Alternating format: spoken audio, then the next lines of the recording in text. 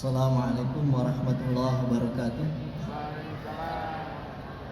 Innal hamdalillah nahmaduhu wa nasta'inuhu wa nastaghfiruhu wa natubu ilaih wa na'udzu billahi min syururi anfusina min sayyiati a'malina may yahdihillahu fala mudilla lahu wa may yudlil fala hadiya lahu.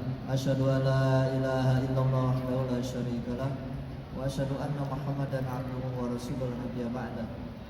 Allahumma shalli wa sallim ala sayyidina maulana Muhammad wa ala alihi wa sahbihi wa man jahada fil haqq jihadi. Wa ba'd. Puji dan syukur kita panjatkan kehadirat Allah tabaraka wa taala bahwasanya kita diberi nikmat yang tidak terhingga, nikmat yang paling besar bagi umat manusia, yaitu nikmat iman dan Islam. Dan kita senantiasa bermohon kepada Allah semoga kita diberikan istiqomah oleh Allah Subhanahu wa taala hingga kita kelak menghadap kepada Allah Subhanahu wa taala.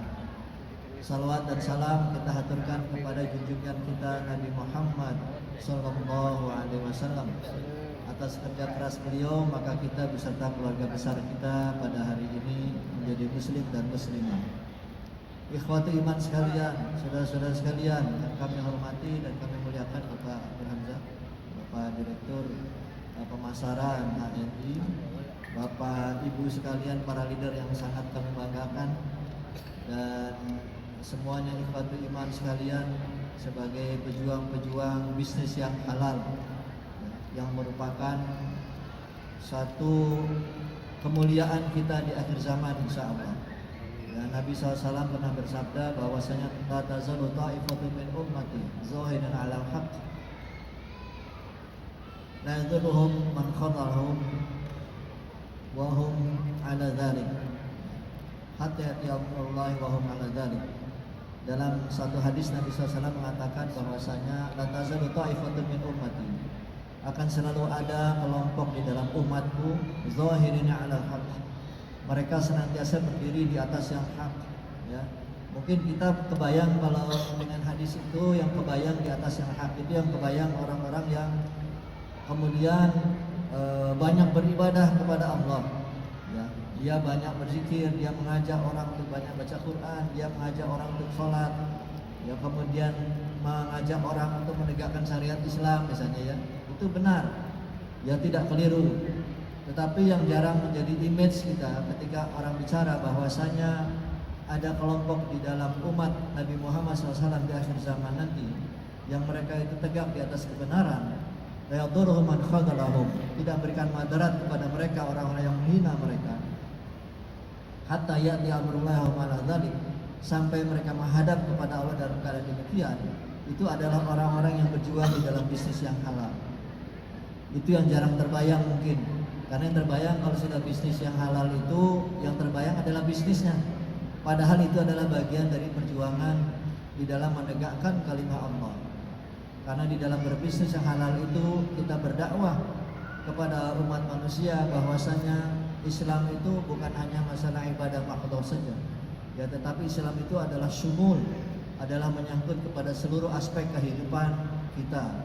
Dan kita mengajak orang dengan makanan yang halal, dengan konsumsi yang halal, dengan suplemen-suplemen yang halal, dengan barang gunaan yang halal, ya, barang gunaan yang bukan hanya makan, minuman, obat-obatan atau suplemen saja, ya, tetapi kosmetik, ya, kemudian yang melekat di tubuh kita, misalnya pakaian, sepatu dan sebagainya, ya, itu adalah semua yang halal dan kemudian diperoleh dengan cara yang halal, dan kemudian digunakan di jalan yang halal. Itu adalah merupakan bagian dari menegakkan syariat Allah. Itu yang harus tergambar di dalam pikiran kita. Jadi bukan hanya masalah ibadah makhluk saja. Ikhwati iman sekalian, pada kesempatan ini saya akan menyampaikan mengenai satu sejarah yang di dalam Al-Quran disebutkan sebagai ahsanul qasas, sebaik-baik kisah, sebaik-baik cerita, yang ini akan menginspirasi kita semua. Mudah-mudahan akan menjadi satu penyemangat bagi kita yang kita ini baru melewati masa pandemi yang sekarang kita canangkan sebagai satu ledakan besar, ya, satu Big Bang, untuk kita bangkit kembali, untuk kita bangkit luar biasa ini, ya.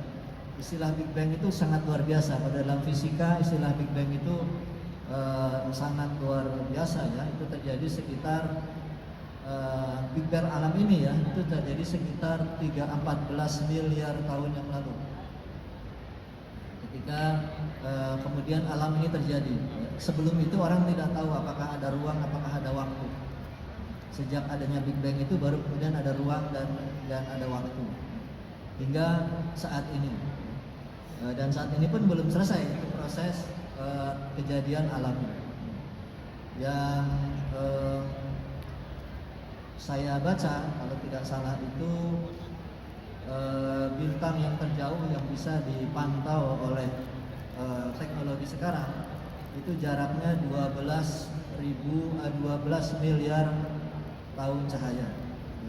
Jadi artinya kalau Bapak Ibu nanti malam melihat cahaya bintang itu misalnya, saya nggak tahu nama bintangnya apa, ya, itu dia bersinar dari tempatnya 12 miliar tahun yang lalu.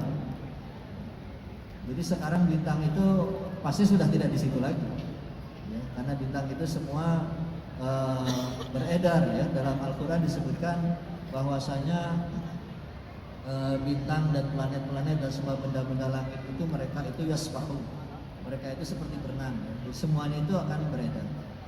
Tapi kita tidak tahu apakah itu sudah punah ataukah makin besar ya, karena saling bersatu itu kita tidak tahu.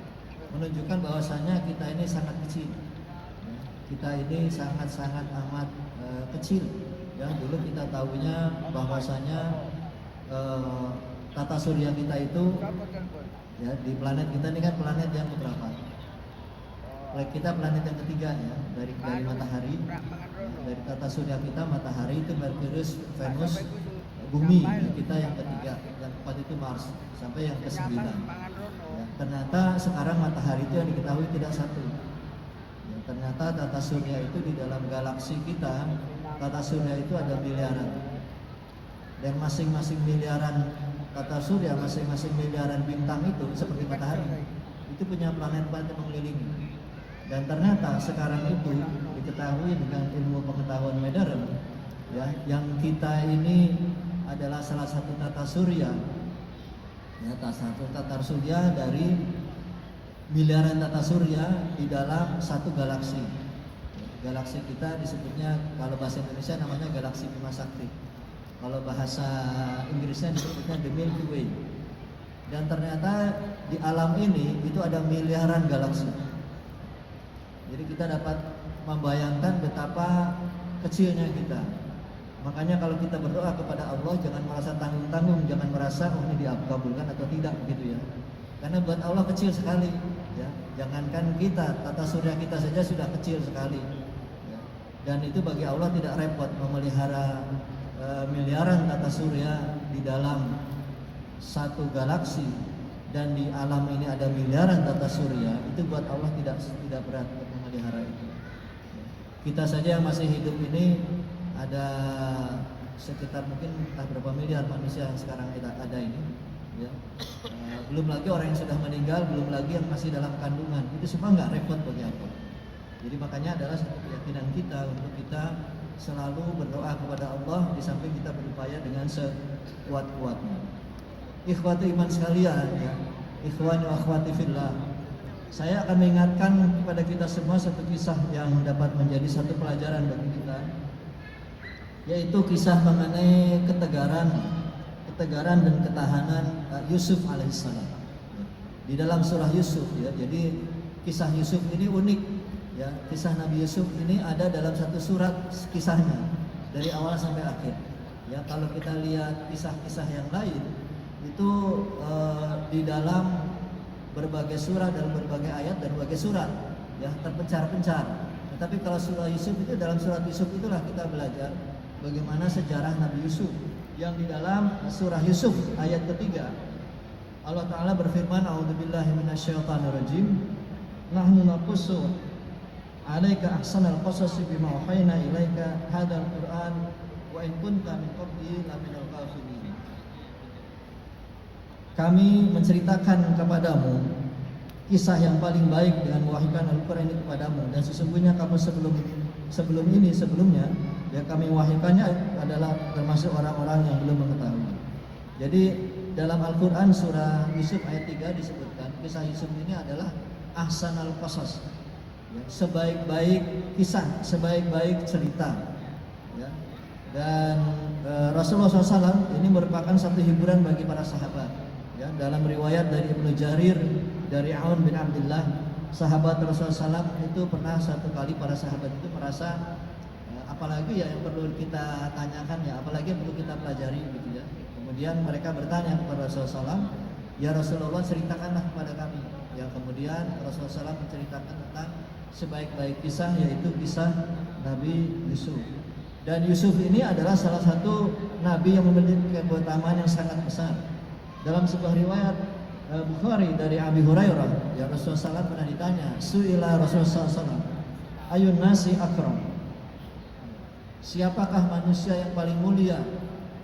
Ya kemudian Nabi SAW menjawab, akramuhum indallahi atqakum, yang paling mulia di antara kalian adalah yang paling bertakwa. Yang takwanya paling baik itulah yang paling mulia. Nah kemudian qalu laisa an hadza nas'al, para sahabat kemudian mengatakan, maksud kami bukan menanyakan hal itu, ya. Nah kemudian Nabi SAW menjawab, oh kalau bukan hal itu, lalu Nabi SAW menjawab, fa aqrabun nasi Yusuf Nabiullah, ibnu Nabiyillah, ibnu Khalilillah. Ya, yang paling mulia di antara manusia itu adalah Nabi Yusuf. Yusuf itu adalah putra Nabi Allah, dan putra Khalilullah. Ya, karena Yusuf itu adalah Yusuf bin Ya'qub bin Ishaq bin Ibrahim. Ya, jadi Yusuf itu manusia yang paling mulia. Yusuf bin Ya'qub bin Ishaq bin Ibrahim. Nah kemudian ternyata para sahabat masih bertanya yang lain lagi. Laisa an hadza mas'al, bukan itu yang kami tanyakan Nabi SAW. Ya kemudian Nabi mengatakan, fa'an ma'adinil Arab tas'aluni, apakah tentang kemuliaan orang Arab, ya, tentang tentang sumber-sumber orang Arab, ya. Ma'adin itu adalah tambang, ya, jadi barang-barang tambang yang sangat berharga. Apakah itu yang kalian tanyakan? Kemudian mereka menjawab na'am, ya Rasulullah. Kemudian Rasulullah SAW menjawab, fa khiyarukum fil jahiliyah khirakum fil islami idza faqihu, maka yang paling baik di antara kalian di masa jahiliyah adalah yang paling baik di antara kalian di dalam Islam. Apa syaratnya? Idza faqihu, apabila mereka memahami al-Islam. Nah, kemudian kalau kita kembali kepada kisah Yusuf alaihissalam, tadi disebutkan ahsan al-qasas, sebaik-baik kisah, ya. Nah Yusuf ini ada satu kisah yang sangat terkenal, ya, dalam surah Yusuf ayat 4 ayat berikutnya. Yusuf berkata kepada ayahnya, idh qala Yusuf li abihi ya abati inni ra'aitu ahada asyara kawkaban wasyamsa wal qamara ra'aituhum li sajidin. Ingatlah, ya, kita semua ingatlah ketika Yusuf berkata kepada ayahnya, wahai ayahku, sesungguhnya aku bermimpi melihat 11 bintang, matahari dan bulan. Kulihat semuanya sujud kepadaku. Kemudian ayahnya mengatakan, ya Nabi Ya'qub, qala ya bunai la taqsus ru'yaka ala ikhwatika fayakidu laka kaida inna syaitana insani aduwwun mubin. Hai anakku, janganlah kamu ceritakan mimpimu itu kepada saudara-saudaramu, maka mereka membuat makan untuk binasakanmu. Sesungguhnya setan adalah musuh yang nyata bagi kalian. Apa yang kita bisa ambil di sini? Ya, bahwasanya Yusuf sebagai orang yang saleh, sebagai orang yang dia punya karakter yang kuat sejak masih kecil, ya, sebagai orang yang punya dasar kepribadian yang kuat, ya, dia sudah melihat adanya satu masa depan, dia sudah melihat adanya satu gambaran positif ke depan. Ya. Dalam kisah ini disebutkan bahwasanya gambaran positif, ya, satu cita-cita yang mulia, ya, satu gambaran rencana ke depan itu jangan banyak cerita-cerita ke orang, ya. Tapi rahasiakanlah, karena kita tidak tahu, mungkin ada orang yang tidak suka dengan itu, ya. Nah ketika kita akan melakukan satu upaya yang besar, kita akan melakukan satu upaya yang untuk kemajuan kita, ya, seperti di HNI ini, ya, kita tidak perlu banyak cerita-cerita tentang itu, tetapi yang kita ceritakan adalah mengenai bagaimana produk-produk dari HNI, bagaimana sistem dari HNI, itu adalah kita ceritakan. Tapi ada satu strategi ke depan yang sangat besar, yang seperti dialami oleh Yusuf itu justru dilarang oleh Yakub untuk menceritakannya, karena nanti akan bisa menjadi justru menjadi bumerang. Dan itulah kemudian yang terjadi pada Yusuf alaihissalam. Jadi Yusuf itu dalam kehidupannya dibanting 2 kali, ya, dibanting sampai serendah-rendahnya itu 2 kali. Yang pertama adalah dibanting ketika memang nasihat Yakub itu kemudian menjadi kenyataan, ya, ketika ternyata yang sesama dengan dia, yaitu saudara-saudaranya, ya, yang menjadi peersnya, yang menjadi kompetitor-kompetitornya, ya, ternyata justru menjatuhkan dia. Dan itu sama sekali tidak terpikirkan oleh Yusuf alaihissalam, ya, sehingga kemudian dia terpuruk dan Yusuf itu dibuang di sumur, ya, pada waktu yang lama, ya. Padahal Yusuf sudah melihat bahwasanya prospek kedepannya itu cerah. Lihat prospek kedepannya cerah, kok kemudian malah seperti ini. Nah, itulah yang dialami oleh Nabi Yusuf alaihissalam. Jadi ketika orang melihat satu prospek ke depan demikian cerah, jangan kemudian merasa jumawa dengan hal ini. Juga ketika kemudian dibanting, ya, janganlah kemudian merasa bahwa masa depan itu kemudian menjadi gelap, menjadi tidak ada apa-apa, ya, menjadi tidak punya harapan sama sekali. Orang-orang yang membanting Yusuf sampai ke tingkat yang paling rendah, sampai ke sumur, dibenamkan ke sumur, ya, Yusuf kan dikisahkan dibawa main oleh saudara-saudaranya, ya, kemudian dibanting, dibawa ke sumur, ditenggelamkan di dalam sumur, ya, kemudian saudara-saudaranya itu mencari binatang, ya, lalu darah binatang itu dioleskan ke bajunya Yusuf dan diperlihatkan kepada ayahnya dengan mengatakan bahwasanya Yusuf itu dimakan binatang buas sedang ketika kami sedang pergi bermain. Nah, itu merupakan sebuah tipu daya, dan tipu dayanya itu adalah unik, ya. Di dalam surah Yusuf juga ayat 9 Allah berfirman, "Uqtulu Yusuf aw itrahuhu arda yakhlu lakum wajhu abikum wa takunu min ba'dihi qauman shalihin." Bunuhlah Yusuf atau buanglah dia ke satu daerah yang tak dikenal, supaya perhatian ayahmu tertumpah kepadamu saja, dan sudah itu hendaklah kamu menjadi orang-orang yang baik. Jadi orang-orang yang berkonspirasi, Bapak Ibu sekalian, ikhwat iman sekalian, orang-orang yang berkonspirasi dalam keburukan, ya, itu kadang-kadang mereka berpikir bahwasanya yang pertama mereka membangun pencitraan. Ya, apa citra yang ingin dia bangun? Ya, dia melakukan satu perbuatan yang keji, yang menenggelamkan Yusuf. Itu dalam kisahnya kalau kita baca di itu sangat tragis sekali. Ya, jadi Yusuf itu ketika dibawa pergi sama saudara-saudaranya dan kemudian tidak ada dalam pandangan ayahnya, itu sudah langsung dipukuli, ya, sudah langsung dicaci maki, sudah langsung disiksa itu. Bahkan ketika ditenggelamkan, Yusuf itu kan berpegang pada pinggir sumur, ya, itu dipukuli tangannya itu, tangannya dipukuli supaya dia tenggelam ke dalam. Tapi mereka berkonspirasi itu, mereka membuat pencitraan, ya, pencitraan bahwa bukan mereka yang salah sebetulnya, ya, mereka itu sebetulnya sudah menjaganya, tapi ada binatang buas. Kemudian pencitraan yang kedua adalah mereka mengatakan bahwasanya min ba'dihi qauman shalihin, ya, sudah kita berbuat ini, kita akan pura-pura jadi orang baik saja sesudah itu. Jadi sudah ini supaya orang melihat, oh, ini orang baik, gitu.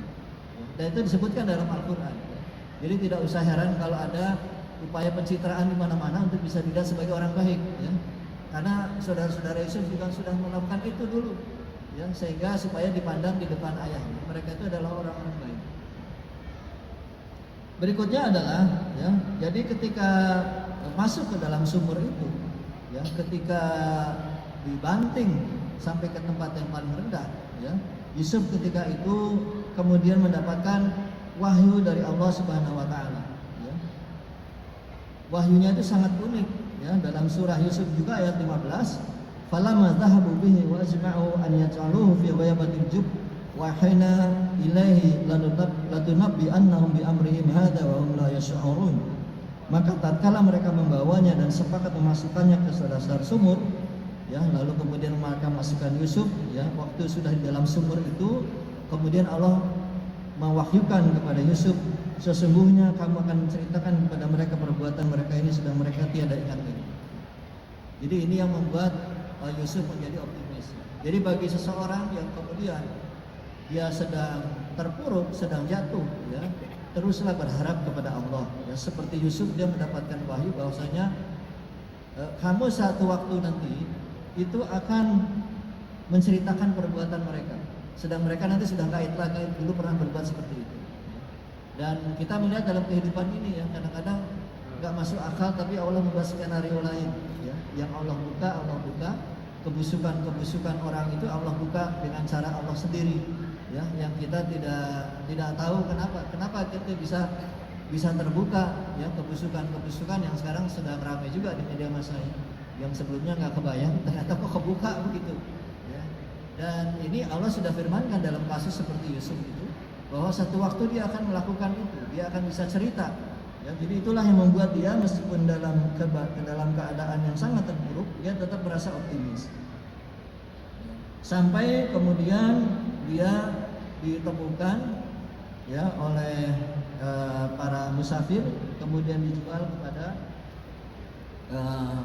Perdana Menteri Mesir. Dalam sebuah riwayat disebutkan Perdana Menteri Mesir, dalam riwayat lain disebutkan adalah dia pembesar Mesir ya, dijual dengan harga yang murah ya, karena mereka tidak menyadari bahwasanya Yusuf ini memiliki keutamaan. Dan yang menarik adalah bahwasanya ketika Yusuf itu kemudian dibeli oleh pembesar Mesir ya, dia melihat adanya satu kebaikan dari Yusuf ini untuk kemudian akan bisa diambil manfaatnya ya, untuk kemajuan bagi dia dan keluarganya. Dalam Al-Quran disebutkan surah Yusuf ayat 21, wa qala alladhi ishtarahu fi misra limra'atihi akrimi maswahu 'asa an yanfa'ana aw natakhidahu walada wa kadzalika makana Yusuf fil ardi wa lin'allimahu min ta'wil ahadits wa huwa ghalibun 'ala amri walakin aktsarun nasi la ya'lamun. Dan orang Mesir yang membeli Yusuf itu berkata kepada istrinya, berikanlah kepadanya tempat dan layanan yang baik. Boleh jadi dia bermanfaat kepada kita atau kita pungut dia sebagai anak. Dan demikian pula lah kami memberitakan kedudukan yang baik kepada Yusuf di muka bumi atau di Mesir ini, agar kami akan kami ajarkan kepada takbir mimpi. Dan Allah berkuasa terhadap urusannya, tapi kebanyakan manusia tidak mengetahuinya. Jadi ini ada satu kata kunci yang nanti ikhwat iman bisa melihat dalam surat Yusuf ayat 21. Ya, ujung ayatnya menyebutkan wallahu ghalibun ala amri walakinna aktsarun nasi la ya'lamun. Sesungguhnya Allah itu berkuasa terhadap urusannya, tapi kebanyakan manusia tidak mengetahui. Ya, ini kata kunci yang juga nanti bisa ikhwat iman ya, ikhwan sekalian akan bisa melihatnya dalam surah Yusuf ayat 21. Demikianlah kemudian Yusuf hidup dalam kesenangan. Hidup dalam kesenangan dan dia di sana membina karir ya. Kalau dalam perspektif kita, dia membina track record ya, di situ, kemudian semakin maju ya, sehingga kemudian dia mulai remaja dan mulai dewasa ya. Kemudian dia punya keistimewaan ya, keistimewaannya itu bukan hanya keistimewaan fisik tapi juga keistimewaan fisik. Dalam Al-Quran disebutkan walamma balagha asyuddahu atainahu hukman wa ilman wa kadzalika najzil muhsinin. Maka tatkala Yusuf sudah mulai dewasa, kami memberikan kepadanya hikmah dan kami berikan kepadanya ilmu, dan demikianlah kami memberikan ganjaran kepada orang-orang yang berbuat baik. Dan tatkala dia sudah mulai baik ya, sudah kehidupannya mulai baik, dia sudah membangun karakter, dia sudah membangun track recordnya, kemudian diuji dengan yang haram. Ya, kita semua sudah tahu ceritanya ya, bagaimana kemudian Yusuf itu digoda oleh istri dari Perdana Menteri itu. Banyak riwayat menyebutkan namanya Zulaikha, meskipun para sejarah tidak sepakat namanya Zulaikha. Ada yang menyatakan namanya yang lain, bukan itu. Apa pelajaran yang kita ambil di sini? Pelajaran yang kita ambil di sini adalah ketika seseorang yang dia dulu pernah sengsara, Yusuf itu pernah sengsara. Sengsaranya itu bukan seperti lockdown kita. Ya, kita lockdown ini masih bisa buka internet, ya, masih bisa komunikasi dengan yang dunia luar. Kita masih bisa WA, kita masih bisa meeting, kita masih bisa PCA ya. Selama lockdown yang kita masih bisa PCA. Kalau Yusuf itu betul terbenam, ya, terbenam betul-betul terpuruk dalam sumur. Ya. Kemudian dia dijual sebagai budak, ya, dalam keadaan yang sangat hina sebagai budak. Kemudian membangun karirnya sudah susah payah, ya, dia membangun image tentang dirinya untuk lebih baik lagi. Kemudian ketika sudah sampai puncaknya, dia lebih baik. Dia sebagai orang yang punya fisik yang akan lebih baik lagi karena masih muda kan. Nah, kemudian datanglah godaan. Godaannya itu luar biasa. Godaan dari wanita yang terpandang, dari wanita yang cantik, ya, dari wanita yang kaya, ya, dari wanita yang public figure. Ya. Kalau kita melihat secara duniawi, Yusuf itu punya dua potensi waktu itu. Pertama, dia bisa dapat wanita yang cantik. Kalau kita mungkin di sini istilahnya bukan wanita cantik, tapi kita bisa punya potensi dapat penghasilan yang besar. Kita bisa punya dapat potensi bisa dapat uang yang banyak. Kita bisa dapat potensi untuk bisa punya poin yang besar. Tapi dengan cara yang tidak halal. Itu yang dihadapi oleh kita. Kalau Yusuf yang dihadapi adalah wanita. Satu potensi untuk dia bisa bersenang-senang, untuk dia bisa menikmati apa yang bisa dinikmati oleh manusia. Ya, kalau manusia lain tidak selalu wanita lain mungkin bisa menikmati kekayaan, bisa menikmati karir, bisa menikmati jenjang, ya, sampai yang tinggi dan seterusnya. Ya. Dan itu ada ketika itu pada Yusuf. Yang kedua, potensi yang kedua adalah Yusuf punya potensi untuk melakukan konspirasi, ya, konspirasi untuk menjatuhkan suaminya itu, dan dia bisa menggantikan posisi itu. Dan ini satu godaan juga, ya, satu godaan di dalam bisnis juga sama.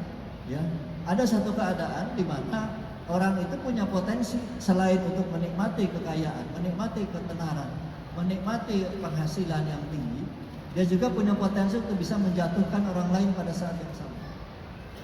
Dia punya potensi untuk dia saja yang menikmati, orang lain bisa dijatuhkan. Potensi itu ada pada Yusuf untuk menjatuhkan orang ketika itu, menjatuhkan suaminya itu. Jadi kalau dia melakukan itu, dia secara duniawi mungkin dia akan bisa melakukan itu. Tapi apa yang dilakukan oleh Yusuf? Dia justru tidak melakukan itu. Bahkan ketika dia diancam oleh wanita tadi, kalau nggak mau nurut sama saya, kamu akan masuk penjara. Nah, kemudian apa yang dikatakan oleh Yusuf? Bahwasanya asjunu ahabbu ilayya, penjara itu lebih aku sukai.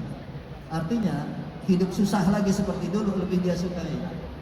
Artinya dia siap untuk kemudian ibaratnya kalau ulat itu masuk ke apa namanya, jadi kepompong lagi. Ya, kalau kita bisnis itu ada kesempatan maju, tapi kemudian karena kemajuan, karena kebesaran, ya, karena penghasilan yang besar itu bukan dengan cara-cara yang benar, ya, maka Yusuf tidak memilih itu. Dia kemudian memilih dengan cara yang justru sebaliknya. Yang penting dia tetap berada di jalan kebenaran. Dan itulah yang dilakukan oleh Yusuf ketika itu. Ya. Jadi dia kemudian dibanting yang kedua dalam kehidupannya. Ya, jadi kalau dibanting pertama dulu bukan kemauan dia, kali ini atas kemauan dia. Karena apa dia milih itu? Karena dia istiqomah di jalan Allah. Jadi ikhwati iman sekalian, di dalam kita menjalani bisnis, di dalam kita menggampangkan HNI, itu yang inti adalah bagaimana kita istiqomah. Istiqomah kita di dalam menjalani ini di jalan Allah Subhanahu wa taala. Jadi jangan tergoda dengan cara-cara yang mungkin orang bisa pasang-pasang nama saja, ya, atau orang bisa borong-borong saja, ya. Itu memang bisa maju, ya. Ya mungkin bisa maju, ya. Pak Amir lebih tahu, ya. Mungkin orang bisa punya kesempatan untuk bisa maju. Sebagaimana Yusuf juga kalau dia ikuti godaan wanita, dia bisa nikmati itu. Mungkin dia bisa cepat kaya dengan itu, ya. Bahkan dia bisa punya potensi untuk menjatuhkan yang lain, ya, seperti yang pernah dimiliki oleh Yusuf. Tapi Yusuf tidak memilih itu. Dia memilih kemudian jalan yang susah ketika itu justru, ya. Dia justru memilih hidup istiqomah sehingga kemudian dibanting lagi ke titik nadir. Yang sebelumnya dia hidup dalam comfort zone. Sebelumnya Yusuf itu sudah enak tinggal di istana dalam comfort zone, lalu dibanting lagi justru masuk penjara. Begitu terus dalam bertahun-tahun, dan kita melihat bagaimana ketahanan Yusuf selama bertahun-tahun. dalam surah Yusuf ayat 33 ya, Yusuf mengatakan qala rabbi sijnu ahabbu ilayya mimma yad'unani ilayhi wa ila tasrif anni kaidahunna asbu ilaihin wa akum minal jahilin. Yusuf berkata, wahai Tuhanku, penjara lebih aku sukai daripada memenuhi ajakan mereka terhadapku. Dan jika tidak engkau hindarkan dari padaku tipu daya mereka, tentu akan cenderung untuk memenuhi keinginan mereka, dan tentu aku termasuk orang-orang yang bodoh. Jadi ini yang kemudian yang menjadi pegangan Yusuf alaihissalam. Dan kita tahu bahwasanya Yusuf kemudian selama bertahun-tahun dia mengalami kesengsaraan ya di dalam penjara, dia mengalami keterpurukan yang itu sebetulnya merupakan pilihan dia sendiri, pilihan karena dia istiqomah maka seperti itu. Dan Yusuf sudah siap untuk menjalani bahwasanya roda akan seperti itu, dan dia selalu siap meskipun kemudian dia kalau roda itu berputar pada saat itu Yusuf berada di bawah. Sehingga kemudian kita mengetahui dalam kisahnya bahwa ketika Yusuf kemudian ditanya oleh teman yang pernah dipenjara dulu ya tentang raja yang bermimpi bahwasanya ada 7 sapi yang gemuk dimakan oleh 7 sapi yang kurus ya. Itu kisahnya cukup panjang dalam surah Yusuf, tapi saya tidak sampaikan secara panjang di situ saja ya, tetapi Yusuf kemudian bercerita mengenai bagaimana maksud dari mimpi tersebut ya, antara lain Yusuf berkata qala tazrauna sab'a sinina da'aba fama hasadtum fadaruhu fi sumbulihi illa qalilan mimma ta'kulun. Dan kemudian kamu tanamkanlah 7 tahun, dan apa yang kalian tuai hendaklah kamu biarkan di gulirnya sedikit untuk kamu makan ya. Sehingga kemudian sampai bahwasanya 7 tahun yang berikutnya itu akan ada masa kekeringan. Di kekeringan sesudah itu mungkin barulah kemudian akan ada masa subur lagi ya. Jadi kalau kita melihat sampai meraih sukses ya, sampai meraih sukses itu harus melalui, tidak harus jalan itu mulus. Seperti yang dialami oleh Yusuf alaihissalam dalam mimpinya ketika dia masih kecil ya, masih sangat muda, masih sangat belia ya, masih anak-anak, sudah mulai remaja tapi masih anak-anak ya. Dan kemudian dia baru memenuhi hasil setelah dewasa, tetapi dia mulai hasil itu karena istiqomah di jalan Allah Subhanahu wa taala. Sehingga kemudian ketika Yusuf itu kemudian menceritakan hasil mimpi raja itu, kemudian dia diminta oleh raja. Ya, kemudian justru raja menawarkan kepadanya wa qala al-maliku tuni bi astakhlisu bi nafsi falamma kallama qala innaka al-yawma ladaina makinun amin. Dan raja berkata, bawalah Yusuf kepadaku agar aku memilih dia sebagai orang yang rapat kepadaku. Maka tatkala raja telah bercakap-cakap dengan Yusuf, ya, Yusuf berkata, ya, raja itu berkata, sesungguhnya kamu wahai Yusuf mulai hari ini menjadi orang yang tinggi dan percaya pada sisi kami. Kemudian Yusuf mengatakan, qala ja'alni ala khazainil ardh inni hafizun alim. Jadikanlah aku sebagai bendaharawan negara Mesir, karena sebenarnya aku adalah yang pandai menjaga dan lagi berpengetahuan. Jadi Yusuf ketika membangun track recordnya, kemudian dia berani mengatakan bahwasanya pilihlah aku menjadi menteri yang memegang perbendaharaan negara, karena aku ini adalah yang bisa memeliharanya dan aku yang mengetahui. Jadi ini apa artinya? Ini artinya adalah Yusuf dia berani menyatakan dirinya sebagai orang yang akan mampu mengemban amanah. Karena dia membangun track record yang cukup panjang, dan kemudian kita mengetahui bahwasanya Yusuf kemudian dia menjadi pembesar di negeri itu setelah melalui masa yang panjang. Di dalam surah Yusuf ayat 121 ya, Yusuf berkata, dia berdoa kepada Allah, Rabbi qad ataitani minal mulki wa 'allamtani min ta'wil ahadits fatiras samawati wal ardh anta waliyyi fid dunya wal akhirah tawaffani musliman wa alhiqni bis shalihin. Wahai Tuhanku, sesungguhnya Engkau telah menganugerahkan kepadaku sebagian kerajaan dan telah mengajarkan kepadaku sebagian takbir mimpi. Wahai Tuhanku, pencipta langit dan bumi, Engkaulah pelindungku di dunia dan di akhirat. Wafatkan aku dalam keadaan Islam dan gabungkanlah aku dengan orang-orang yang saleh.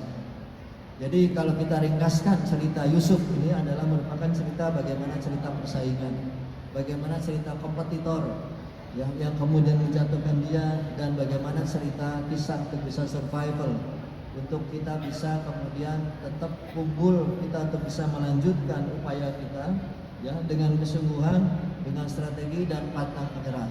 Meskipun Yusuf 2 kali dibanting dalam kehidupannya sampai kerendah-rendahnya, tapi dia tidak pernah meninggalkan sikap istiqomah, dan yang paling penting yang ketiga adalah selalu optimis untuk melihat sisi positif dari sesuatu. Itulah yang dilakukan Yusuf alaihissalam. Sehingga karena positifnya itulah dia selama bertahun-tahun ya, bahkan dalam beberapa riwayat itu menyebutkan sampai 40 tahun. Yusuf itu dibanting ya, bangun dibanting lagi. Di penjara itu kan beliau lama itu. Ya, ketika dia memilih untuk tidak melakukan hal yang haram, itu kemudian dia terpuruk lagi, itu cukup lama. Sampai kemudian beliau naik lagi, itu semua dilakukan dengan istiqomah. Dan hendaknya inilah menjadi cerminan kita semua. Ketika kita mencanangkan di hari ini sebagai sebuah big bang, sebagai sebuah ledakan besar, ya, sebagai sebuah dentuman besar. Dentuman besar bagi kita ini adalah dentuman kita istiqomah di jalan Allah. Dentuman kita ini adalah dentuman untuk kita mendahulukan, kita mencari ridha Allah di dalam upaya kita ini. Kalau itu yang menjadi dasar kita, maka semua apa yang kita lakukan akan selalu kita selaraskan dengan aturan-aturan Allah, dan kita akan menjauhi larangan-larangan Allah.